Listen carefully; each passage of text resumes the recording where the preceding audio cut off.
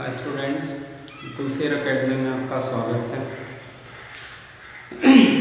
आज की वीडियो में हम क्लास 9 के लिए क्लास 9 इंग्लिश मीडियम वालों के लिए क्लास 9 का पहला चैप्टर केमिस्ट्री का पहला चैप्टर है matter in our surroundings chapter पढ़ेंगे। ठीक है ना। तो जो हमारे चैनल पर नए हैं वो ज़रा चैनल को सब्सक्राइब कर दें और बेल आइकन को दबा दें ताकि अगली वीडियो की नोटिफिकेशन आपके पास टाइम से पहुंच जाए। ठीक है ना। तो चैप्टर है क्लास 9 के लिए फर्स्ट चैप्टर है केमिस्ट्री का मैटर इन आवर सराउंडिंग्स। मतलब हमारे चारों तरफ की जो चीज़ें होती हैं दुनिया में, हमारे चारों तरफ की बहुत सारी चीज़ें हैं, उनके बारे में थोड़ा सा स्टडी करेंगे।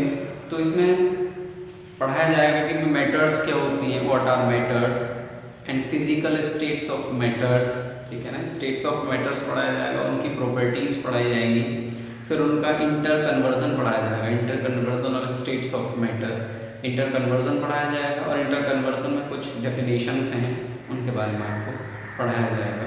ठीक है ना। तो देखते हैं, फर्स्ट टॉपिक है, चैप्टर का नाम है मैटर इन आवर सराउंडिंग्स। तो व्हाट आर मैटर्स, चैप्टर का नाम है मैटर इन आवर सराउंडिंग्स। तो what are matter, what is matter. तो मैटर क्या है।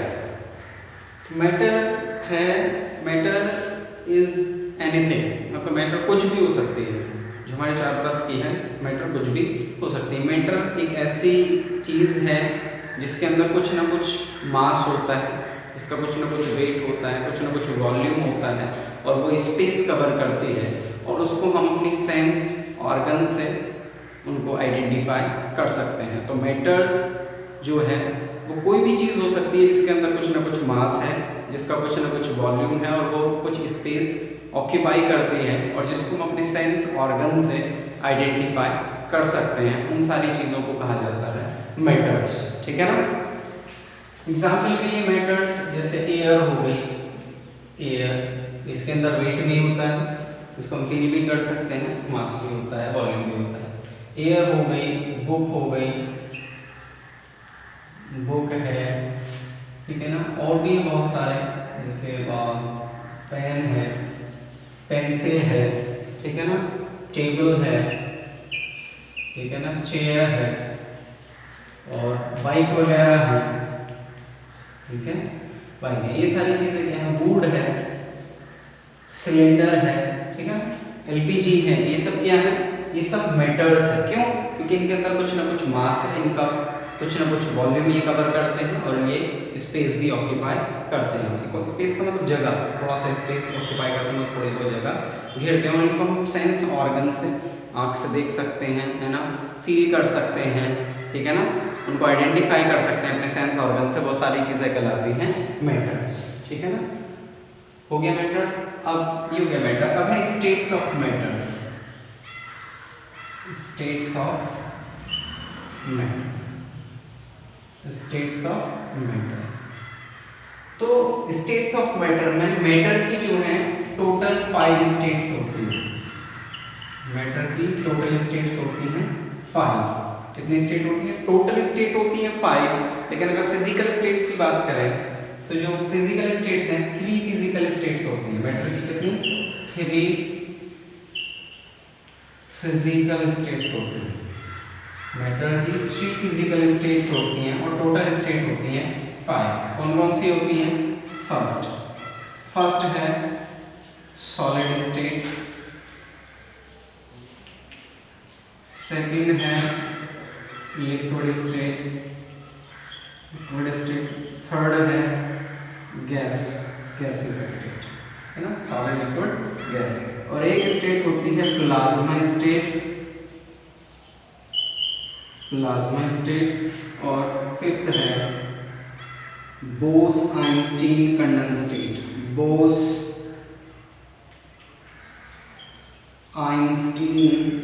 या आइंस्टाइन कंडेंसेट।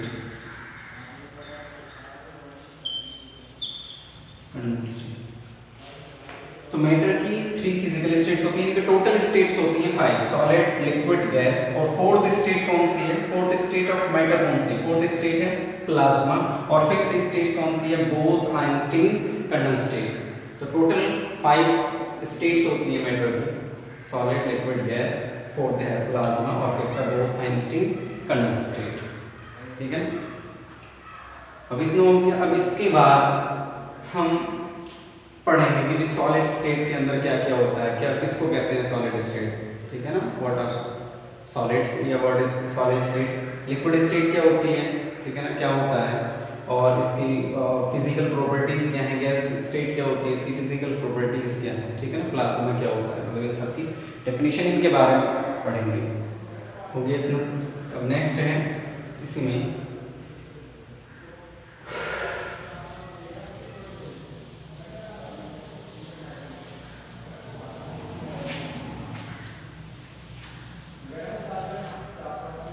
अब ये मैंने सपोज कर लिया ये है सॉलिड,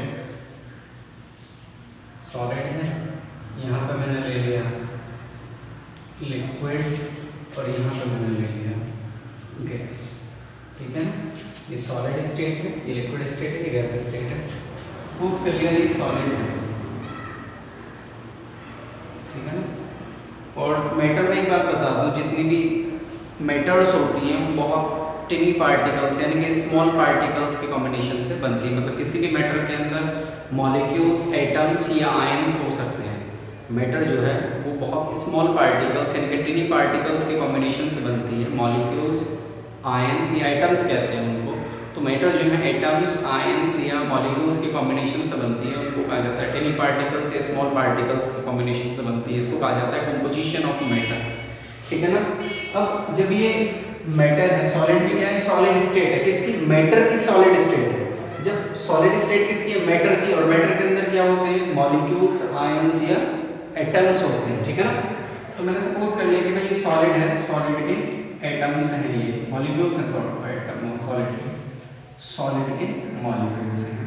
सॉलिड के जो मॉलिक्यूल्स होते हैं वो क्लोजली पैक्ड होते हैं, यानी कि बहुत पास पास होते हैं। ये सॉलिड है और सॉलिड के जो मॉलिक्यूल्स हैं वो क्लोजली पैक्ड है, मतलब बहुत पास पास होते हैं, ये मूव नहीं कर सकते हैं। ठीक है ना, तो ये सॉलिड हो गया,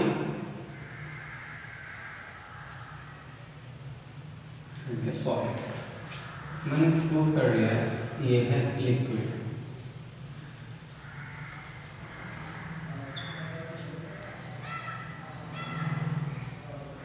ये लिक्विड है और ये गैस। ठीक है ना, ये लिक्विड स्टेट है, वो मैटर है सॉलिड स्टेट, ये सॉलिड स्टेट में है कोई मैटर, यहाँ पे कोई मैटर लिक्विड स्टेट में है और ये कोई मैटर गैसेस स्टेट में।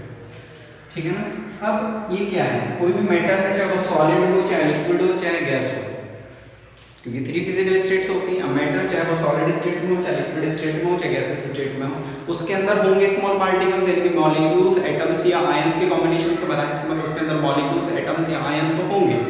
ठीक है ना, इसका मतलब सॉलिड स्टेट है, इसके अंदर भी मॉलिक्यूल्स, एटम्स या आयंस होंगे, इसके अंदर भी और इसके अंदर भी। ठीक है ना, अब होता क्या है, अब जो मॉलिक्यूल्स हैं किसी के अंदर, तो मैंने सपोज कर लिया, मान लिया कि भाई ये मॉलिक्यूल्स हैं, 2 मॉलिक्यूल्स हैं।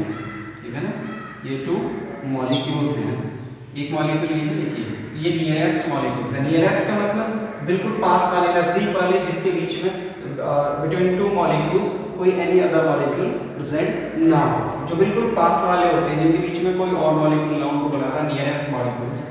अब ये किसी भी, चाहे वो सॉलिड स्टेट को, लिक्विड की हो, चाहे गैस स्टेट को, मैं सॉलिड स्टेट को लेकर बात कर रहा हूँ, किसी के भी हो सकते हैं। तो ये मॉलिक्यूल्स हैं, 2 नियरेस्ट मॉलिक्यूल्स हैं, और जब 2 नियरेस्ट मॉलिक्यूल्स हैं तो इनके बीच में भी डिस्टेंस होगी, यहाँ से यहाँ तक। ये क्या है, नियरेस्ट मॉलिक्यूल्स के बीच की क्या है, ये डिस्टेंस है। और किसी भी मैटर के मॉलिक्यूल्स के बीच में जो डिस्टेंस होती है, distance between the 2 nearest molecules, यानी कि ये नियरेस्ट 2 मॉलिक्यूल्स हैं और इन 2 मॉलिक्यूल्स के बीच की क्या है, ये डिस्टेंस है। तो distance between the 2 nearest molecules in a matter is known as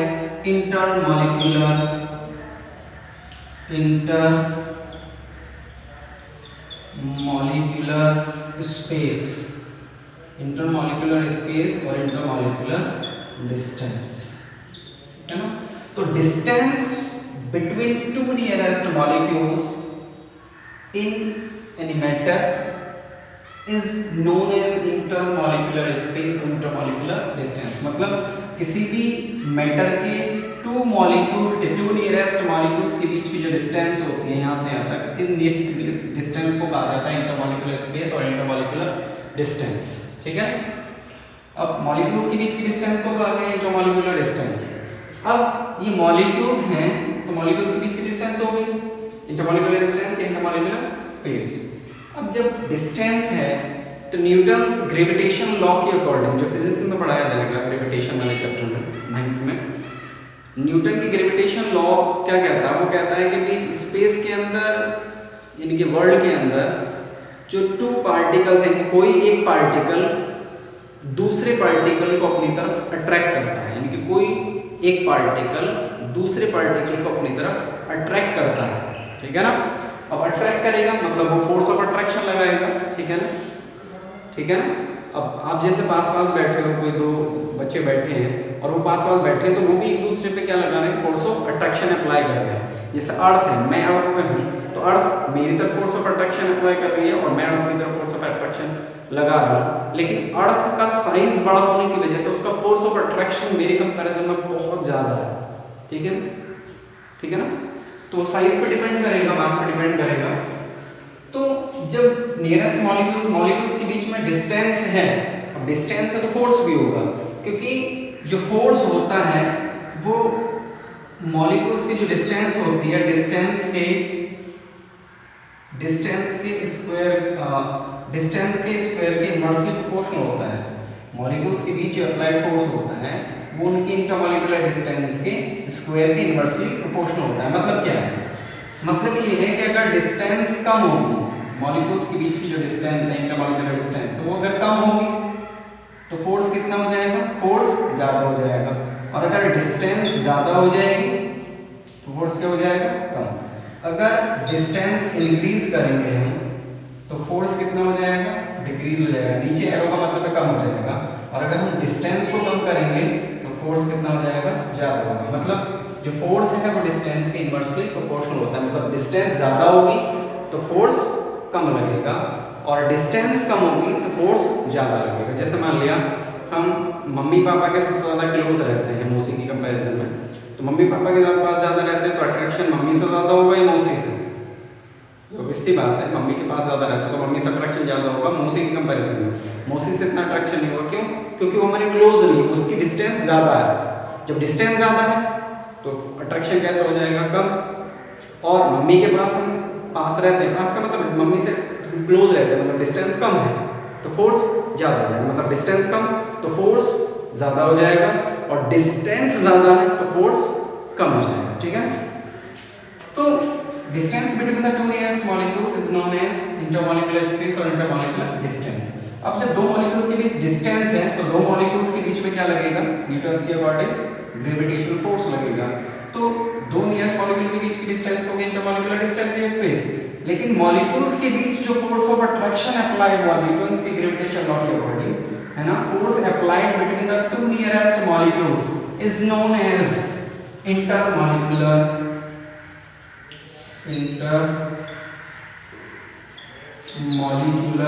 force of attraction. Force of attraction, ठीक है ना। तो force applied between the two nearest molecules in any matter is known as intermolecular force of attraction। मतलब molecules के बीच में जो force of attraction apply होता है उसको कहा जाता है इंटरमॉलिक्यूलर फोर्स ऑफ अट्रैक्शन। अब इसमें डिस्टेंस कम होगी, अट्रैक्शन ज़्यादा होगा, डिस्टेंस ज़्यादा होगी, अट्रैक्शन कम होगा। ठीक है, अब यहाँ बात है सॉलिड स्टेट है ना। सॉलिड क्या होता है? ठीक है ना, सॉलिड क्या होता है? सॉलिड एक मैटर की फिजिकल स्टेट है। ठीक है ना, मैटर की फिजिकल स्टेट है जिसका shape, size and volume, shape, size and volume क्या होता है? डिफाइनाइट होता है। क्या होता है? डिफाइनाइट होता है। तो सॉलिड क्या है? सॉलिड मैटर की वो स्टेट है जिसका shape, size and volume definite होता है, मतलब शेप साइज और वॉल्यूम फिक्स होता है, चेंज नहीं हो सकता है, ठीक है ना। शेप साइज और वॉल्यूम डिफाइनाइट होता है। और सॉलिड्स जो हैं, solids are rigid in nature, यानी कि रिजिड होते हैं, ठीक है ना। ये क्या होते हैं, रिजिड होते हैं और इनमें फ्लो नहीं होता है। इनमें क्या होता है, फ्लो नहीं होता है, इनके जो है फ्री फ्लो नहीं कर सकते। फ्लो का मतलब जैसे वाटर जो है फ्लो करता है, मतलब बहता है, तो ऐसे जो है सॉलिड फ्लो नहीं कर सकते हैं। आइस की बात अलग है, ठीक है ना, वो टेम्परेचर के ऊपर डिपेंड करेगा। तो सॉलिड क्या है, मैटर की वो स्टेट है जिसका शेप साइज और वॉल्यूम डिफाइनाइट यानी कि फिक्स होता है, ठीक है ना, कांस्टेंट होता है। और solids are rigid in nature और they can not flow freely, ठीक है ना, एट नॉर्मल कंडीशंस। तो सॉलिड जो है वो नॉर्मल कंडीशन पर फ्लो नहीं कर सकते, ठीक है, ये हो गया सॉलिड। अब सॉलिड को हम पार्टिकल्स के इंटरमॉलिक्यूलर स्पेस और इंटरमॉलिक्यूलर फोर्स ऑफ अट्रैक्शन का एक्सप्लेन करेंगे, क्योंकि सॉलिड जो है उसका शेप साइज और वॉल्यूम ये डिफाइनाइट क्यों होता है, ठीक है ना, क्योंकि जो सॉलिड हैं, सॉलिड्स के जो पार्टिकल्स होते हैं, जो मॉलिक्यूल्स होते हैं, हर मैटर के अंदर मॉलिक्यूल्स होते हैं, चाहे वो सॉलिड स्टेट में, लिक्विड में, गैस में हो। तो सॉलिड स्टेट के यानी सॉलिड मैटर के जो मॉलिक्यूल्स होते हैं वो पास पास होते हैं, मतलब सॉलिड के जो मॉलिक्यूल्स हैं वो पास पास होते हैं। पास पास होने का मतलब क्या है कि वो उनके अंदर इंटरमॉलिक्यूलर डिस्टेंस क्या होती है, इंटरमॉलिक्यूलर डिस्टेंस क्या होती है, डिस्टेंस बहुत कम होती है, मतलब डिस्टेंस मैंने एरो नीचे लगा दिया मतलब कम होती है। तो सॉलिड्स के जो इंटरमॉलिक्यूलर सॉलिड्स के जो मॉलिक्यूल्स होते हैं उनकी इंटरमॉलिक्यूलर डिस्टेंस कम होती है। अब जब डिस्टेंस कम होती है तो फोर्स ऑफ अट्रैक्शन हाई होता है, फोर्स ऑफ अट्रैक्शन जो होता है बहुत ज़्यादा होता है, मतलब बहुत ज़्यादा होता है। तो जब सॉलिड के मॉलिक्यूल्स के बीच जो इंटरमॉलिक्यूलर स्पेस है वो बहुत कम होगा, यानी कि इंटरमॉलिक्यूलर डिस्टेंस कम होगी, तो फोर्स ऑफ अट्रैक्शन बहुत हाई होता है। और डिस्टेंस बहुत ही कम होती है, यानी कि ऑलमोस्ट 10⁻⁻10 मीटर, ठीक है ना, 10⁻⁻10 मीटर की रेंज की होती है सॉलिड्स की इंटरमॉलिक्यूलर डिस्टेंस। तो इंटरमॉलिक्यूलर डिस्टेंस बहुत कम होती है और इंटरमॉलिक्यूलर डिस्टेंस बहुत कम होने की वजह से फोर्स ऑफ अट्रैक्शन सॉलिड्स के मॉलिक्यूल के बीच में क्या हो जाएगा, फोर्स ऑफ अट्रैक्शन बहुत हाई हो जाएगा। और जब अट्रैक्शन हाई हो जाएगा तो मॉलिक्यूल्स जो है वो क्लोजली पैक्ड हो जाते हैं, क्लोजली पैक्ड हो जाते हैं, मतलब वो एक दूसरे को बहुत कस के पकड़ के रखते हैं, तो मॉलिक्यूल दूसरे मॉलिक्यूल को फ्री नहीं कर सकता है। जब क्लोजली पैक्ड हो गए तो मॉलिक्यूल्स का जो मूवमेंट है वो स्टॉप हो गया, जिसकी वजह से सॉलिड का शेप साइज और वॉल्यूम तीनों डिफाइनाइट हो जाते हैं। शेप साइज और वॉल्यूम तीनों डिफाइनाइट हो जाते हैं, किसकी वजह से, मॉलिक्यूल्स की इंटरमॉलिक्यूलर डिस्टेंस बहुत कम होने की वजह से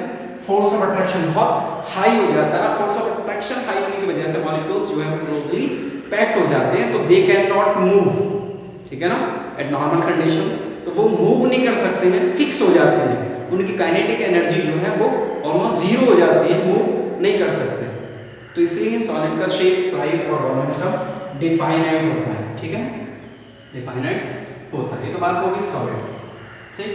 फिजिकल प्रॉपर्टीज इसमें आगे जो मैंने पढ़ाया कि solids are rigid in nature, they can not flow in free state at normal conditions, they have definite shape size and volume, kinetic energy of the molecules, ठीक है ना, ऑलमोस्ट जीरो, ठीक है ना, intermolecular space of the molecules in a solid, ठीक है ना, is very low, ठीक है ना, and intermolecular force of attraction between the molecules of the solid is very high, ठीक है ना।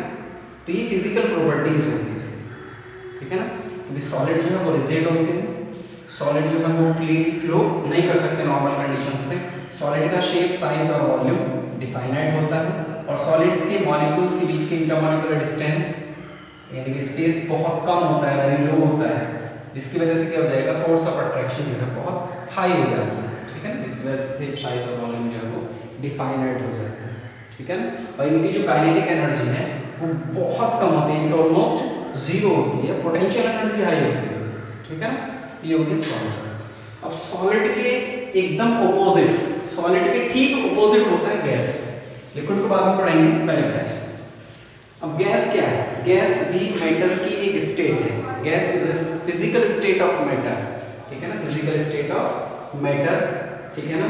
तो it can flow eight normal conditions, ये जो है फ्लो कर सकती है, मतलब उड़ सकती है, फ्लो कर सकती है, ठीक है ना, जैसे रेगुलेटर बोलते हैं एलपीजी या सीएनजी वगैरह बाहर आ जाती है, ठीक है ना। तो गैस जो है वो फ्लो कर सकती है। तो gas is a physical state of matter and it can flow eight normal conditions.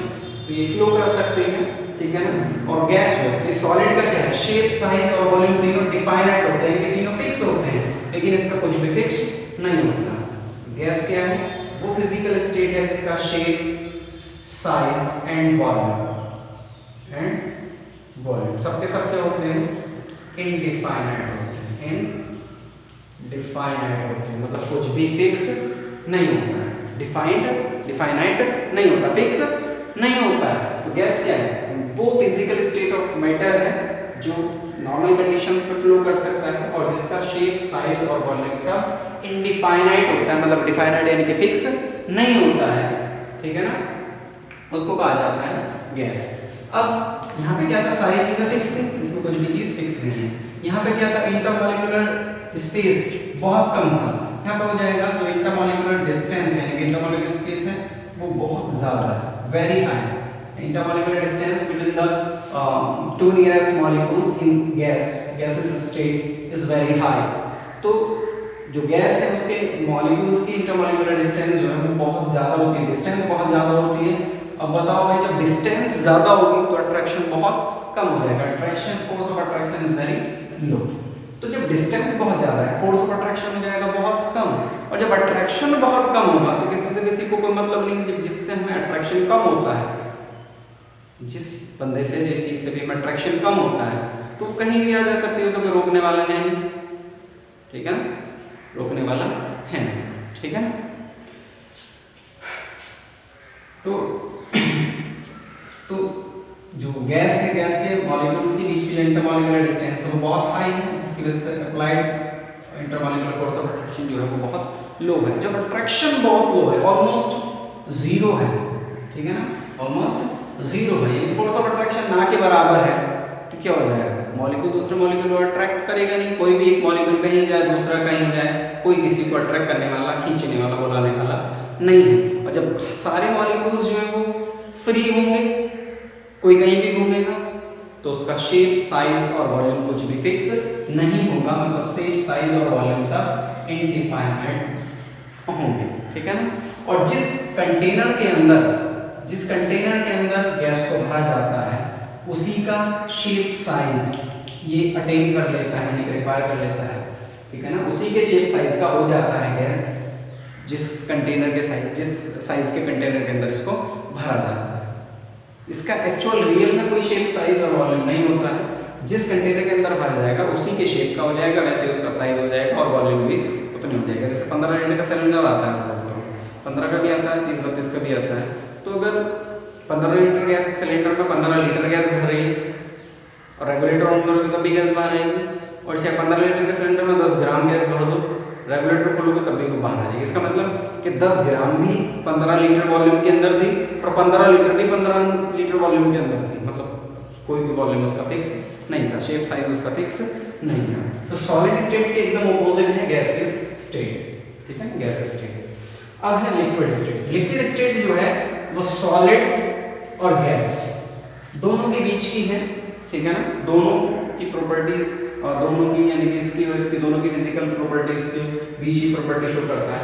हाँ, इसकी गैस की फिजिकल प्रॉपर्टीज क्या है, बिल्कुल वही है, भी क्या है, ये वो state of physical state of matter है जो नॉर्मल कंडीशन में फ्लो कर सकती है।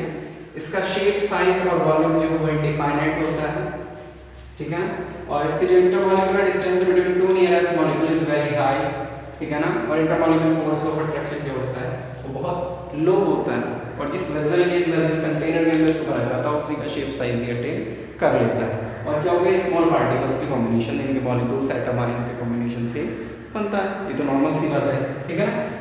जो लिक्विड है वो सॉलिड और गैस दोनों के मिडिल की प्रॉपर्टी, बीच की प्रॉपर्टीज को शो करेगा, ठीक है ना, जैसे अब ये तो दोनों समझ में आ गई, तो इसको तो हो ही जाएगा। अब क्या था, सॉलिड्स के नियरेस्ट मॉलिक्यूल की जो इंटरमॉलिक्यूलर डिस्टेंस थी, सॉलिड के मॉलिक्यूल्स की जो इंटरमॉलिक्यूलर डिस्टेंस थी वो बहुत कम थी, उससे ज़्यादा किसकी हो जाएगी, लिक्विड, ठीक है ना। यानी कि जो लिक्विड है ना, मैटर की स्टेट है लिक्विड स्टेट, फिजिकल स्टेट है लिक्विड, ठीक है ना, फिजिकल स्टेट है लिक्विड, और ये फ्लो कर सकता है, नॉर्मल कंडीशंस पे ये फ्लो कर सकता है। हाँ, सॉलिड में एग्जांपल क्या हो जाएगा, सॉलिड में वुड हो जाएगा, ठीक है ना, कोल हो जाएगा, ठीक है ना, स्टोन हो जाएगा सॉलिड में, ठीक है ना, स्टोन हो जाएगा, और भी है बहुत सारे एग्जांपल है, ठीक है ना। हाँ, अब देखते होंगे चारों तरफ डस्टर है, ठीक है ना, ब्रिक्स हैं, ईंटें वगैरह है, ब्रिक्स हैं, या जो और भी चीज़ें हैं, आइस है, वो सॉलिड स्टेट में मिलता है, ठीक है ना, आइस सॉलिड स्टेट होती है, और बहुत सारे हैं, ठीक है। आयरन रॉड है, जितनी भी मेटल्स होती हैं, मरकरी को छोड़ के तो सारी सॉलिड होती है, ठीक है ना, आयरन है, ठीक है ना, कॉपर है, जिंक है, सब क्या है, सॉलिड है, मेटल्स जो है मरकरी को छोड़ के सारी सॉलिड होती हैं। गैस में क्या हो गया, गैसेस के जो एग्जाम्पल है वो गया हाइड्रोजन है, नाइट्रोजन है, ऑक्सीजन है, ठीक है ना, नियॉन है, आर्गन है, ठीक है ना, फ्लोरीन है, ये सब क्या है, ये गैसेस है, ठीक है ना, कार्बन डाइऑक्साइड है, नाइट्रोजन है, अमोनिया है, कार्बन मोनोऑक्साइड है, सब क्या है, ये गैसेस है, ठीक है, गैसेस है। अब जो लिक्विड है, लिक्विड का जो शेप और साइज है, शेप साइज, शेप और साइज वो इनडिफाइनाइट होता है। सॉलिड का जो शेप और साइज है, शेप और साइज इनडिफाइनाइट होता है, मतलब लिक्विड का शेप और साइज फिक्स नहीं होता है, सिर्फ सॉलिड का जो वॉल्यूम है, सॉलिड का जो वॉल्यूम है वो डिफाइनाइट होता है। सॉलिड का शेप साइज इनडिफाइनाइट होता है, मतलब शेप साइज फिक्स नहीं होता है, शेप साइज का मतलब उसकी बनावट है ना, और वॉल्यूम जो है शेप साइज इनडिफाइनाइट होता है, लेकिन सॉलिड लिक्विड का जो है वो डिफाइनाइट होता है, वॉल्यूम सिर्फ वॉल्यूम डिफाइनाइट होता है, शेप साइज इनडिफाइनाइट होता है लिक्विड का। किस वजह से होता है, अब जो लिक्विड है, लिक्विड के मॉलिक्यूल्स की जो इंटरमॉलिक्यूलर डिस्टेंस है, इंटरमॉलिक्यूलर डिस्टेंस है, वो सॉलिड की कंपैरिजन में ज्यादा होती है, मतलब हाँ ज्यादा होती है, ठीक है ना, ये मोर होती है ना। तो intermolecular distance between the particles of liquid है ना is higher as compare to solid, ठीक है ना, मॉलिक्यूल्स ऑफ सॉलिड। तो लिक्विड के जो मॉलिक्यूल्स हैं उनकी इंटरमॉलिक्यूलर डिस्टेंस यानी कि मॉलिक्यूल्स के बीच की जो डिस्टेंस होती है वो सॉलिड से तो ज्यादा होती है। जब डिस्टेंस सॉलिड से ज्यादा हो गई, डिस्टेंस लिक्विड के मॉलिक्यूल्स की जो इंटरमॉलिक्यूलर डिस्टेंस है, डिस्टेंस सॉलिड से ज्यादा हो गई तो फोर्स ऑफ अट्रैक्शन कैसा हो गया, सॉलिड की कंपैरिजन में कम। फोर्स ऑफ अट्रैक्शन कैसा हो गया, सॉलिड की कंपैरिजन में थोड़ा सा लो हो गया। मतलब लिक्विड के जो पार्टिकल्स हैं उनकी पार्टिकल्स की इंटरमॉलिक्यूलर डिस्टेंस सॉलिड से ज्यादा, तो फोर्स सॉलिड के कंपैरिजन में कम। मतलब कि फोर्स तो लगेगा लेकिन इतना ज्यादा नहीं लगेगा कि क्लोज पैकिंग हो जाए, थोड़ा सा लूज रहेगा, ठीक है ना। यहाँ अब जो लिक्विड है, लिक्विड के मॉलिक्यूल्स की जो इंटरमॉलिक्यूलर डिस्टेंस है वो गैस से तो बहुत कम होती है। जो डिस्टेंस है इंटरमॉलिक्यूलर डिस्टेंस वो बहुत कम होती है, स्मॉलर होती है, ठीक है ना। लेकिन फोर्स ऑफ अट्रैक्शन कितना हो जाएगा, फोर्स ऑफ अट्रैक्शन क्या हो जाएगा, थोड़ा सा ज्यादा हो जाएगा। मतलब इसका उल्टा, इसमें डिस्टेंस ज्यादा, लिक्विड में सॉलिड से डिस्टेंस ज्यादा फोर्स कम, लेकिन लिक्विड में डिस्टेंस गैस से कम लेकिन फोर्स गैस की कंपैरिजन में ज्यादा। तो मतलब लिक्विड के जो पार्टिकल्स होते हैं उसके मॉलिक्यूल्स के बीच जो फोर्स ऑफ अट्रैक्शन लगेगा वो सॉलिड की कंपैरिजन में कम लगेगा, मतलब लगेगा लेकिन मॉलिक्यूल्स की क्लोज पैकिंग नहीं होगी। गैस की कंपैरिजन में फोर्स ऑफ अट्रैक्शन थोड़ा सा ज्यादा हो जाएगा, मतलब इतना हो जाएगा, इसमें मॉलिक्यूल्स फ्री थे लेकिन इतना ज्यादा हो जाएगा कि मॉलिक्यूल जो है वो फ्रीली मूव नहीं करेंगे। मतलब लिक्विड के मॉलिक्यूल्स के बीच डिस्टेंस मीडियम दोनों के बीच की होने की वजह से फोर्स ऑफ अट्रैक्शन सॉलिड से कम हो जाएगा और गैस की कंपैरिजन में ज़्यादा हो जाएगा। तो सॉलिड से कम हो जाएगा मतलब मॉलिक्यूल्स की क्लोज पैकिंग नहीं हो सकती लिक्विड में, और गैसेस से ज़्यादा हो जाएगा मतलब मॉलिक्यूल्स फ्रीली मूव नहीं कर सकते। इसका मतलब क्या हो गया, जो लिक्विड के मॉलिक्यूल्स होते हैं वो ना तो क्लोज पैक हो सकते हैं और ना ही वो फ्रीली मूव कर सकते हैं, ठीक है ना। जिसकी वजह से क्या हो जाएगा, वो एक दूसरे पे क्या कर सकते हैं, वो फिसल सकते हैं, ठीक है ना। तो इसी वजह से जो है लिक्विड का शेप और साइज जो है फिक्स नहीं होता है। जिस कंटेनर के अंदर, जिस वेसल के अंदर उनको भरा जाएगा लिक्विड को, वो उसी का शेप साइज गेन कर लेगा, अटेन कर लेगा, लेकिन इसका जो वॉल्यूम है वो फिक्स रहेगा। अब भाई वाटर है, उसको चाहे हम टंकी में भर ले तो टंकी के शेप साइज का हो जाएगा। मैंने मान लिया 5 लीटर वाटर है, 5 लीटर वाटर है, लिक्विड है वही, तो उसको मैंने टंकी में भर लिया तो टंकी के शेप साइज का हो जाएगा। पाइप के अंदर भर लिया, पाइप के साइज का हो जाएगा, है ना। और बकेट के अंदर भर लिया, उसके साइज का हो जाएगा, ठीक है ना। मतलब जिस चीज़ के अंदर भरोगे उसका शेप साइज वो उसके शेप साइज का हो जाएगा। शेप साइज तो चेंज हो जाएगा लेकिन वॉल्यूम उतना रहेगा। मैंने 5 लीटर लिया तो 5 रहेगा किसी भी वेसल के अंदर, किसी भी बर्तन के अंदर रख लो उसको, तो वॉल्यूम डिफाइनाइट होगा, शेप साइज डिफाइनाइट नहीं होगा, ठीक है ना। आसान नहीं है। तो ये हो गया सॉलिड लिक्विड, ऐसे तीनों की फिजिकल स्टेट होगी, इसको देख लो और स्क्रीनशॉट ले लो।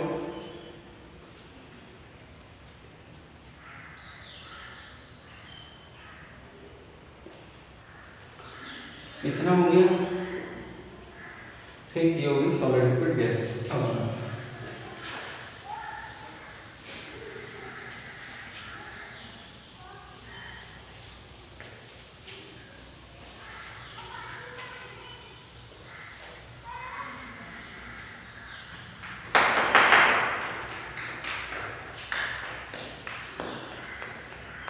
फोर्थ स्टेट है, मैटर की फोर्थ स्टेट है प्लाज्मा। प्लाज्मा स्टेट, प्लाज्मा क्या होती है? प्लाज्मा स्टेट जो स्टेट होती है मैटर की फोर्थ स्टेट है, और ये स्टेट होती है बहुत हाई टेम्परेचर पे, जहाँ पर बहुत हाई टेम्परेचर होगा, हजारों डिग्री सेल्सियस यानी कि थाउजेंड्स ऑफ डिग्री सेल्सियस, 2000, 3000 और मोर देन 2-3,000 डिग्री सेल्सियस के अबव टेम्परेचर होगा, बहुत हाई टेम्परेचर होगा, वहाँ पर प्लाज्मा स्टेट मिलती है। वहाँ पे क्या होता है, प्लाज्मा स्टेट यानी कि टेम्परेचर हाई होने की वजह से क्या हो जाता है, उस मैटर के अंदर जो एटम्स होते हैं उनके जो इलेक्ट्रॉन्स होते हैं वो इलेक्ट्रॉन्स जो हैं फ्री हो जाते हैं, इलेक्ट्रॉन्स फ्री हो जाते हैं, और फ्री इलेक्ट्रॉन्स वो है वो फ्रीली मूव करते रहते हैं बहुत हाई टेम्परेचर होने की वजह से। तो बहुत हाई टेम्परेचर होने की वजह से क्या होता है, मैटर के जो एटम्स के जो इलेक्ट्रॉन्स होते हैं वो फ्रीली मूव करते हैं, ठीक है ना। इलेक्ट्रॉन जो है वो फ्रीली मूव करते हैं, उनको कहा जाता है फ्री इलेक्ट्रॉन्स। तो उस बहुत हाई टेम्परेचर होने की वजह से ऐसी कंडीशन आ जाती है तो उस स्टेट को कहा जाता है प्लाज्मा स्टेट, बहुत हाई टेम्परेचर होने की वजह से।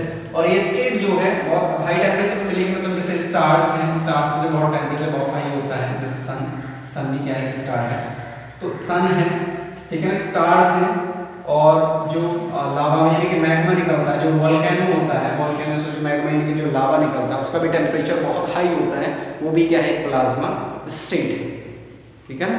ये होगी प्लाज्मा स्टेट, ठीक है, 4 हो गई। अब इसके बाद क्या है, ये हो गया मैटर। तो आपने पढ़ा अभी मैटर क्या होती हैं, फिजिकल स्टेट्स यानी कि स्टेट्स ऑफ मैटर क्या होती हैं, उन सब के बारे में पढ़ा। फिफ्थ स्टेट के बारे में इतना नहीं आता है, वो नॉर्मल है गैसेस के लिए है, ठीक है ना। तो ये हो गया। अब आता है inter conversion of states of matter, यानी कि मैटर्स की स्टेट का इंटर कन्वर्जन, ठीक है ना। वो पढ़ेंगे हम सेकंड पार्ट में, ठीक है ना, वो सेकंड पार्ट में पढ़ाया जाएगा। इसी पार्ट में इतना ही, तो अगले पार्ट में आपको पढ़ाया जाएगा पार्ट 2 में, class 9 matter in our surroundings chemistry chapter 1 में आपको सेकंड पार्ट में पढ़ाया जाएगा inter conversion of matter. Inter conversion of matter के साथ साथ उसमें पढ़ाई जाएगी लेटेंट हीट, और लेटेंट हीट के टाइप पढ़ाए जाएंगे, और बहुत सारी डेफिनेशंस। ओके, अगर पसंद आई तो वीडियो को लाइक करें, शेयर करें, चैनल को सब्सक्राइब करना ना भूलें। Okay, thank you.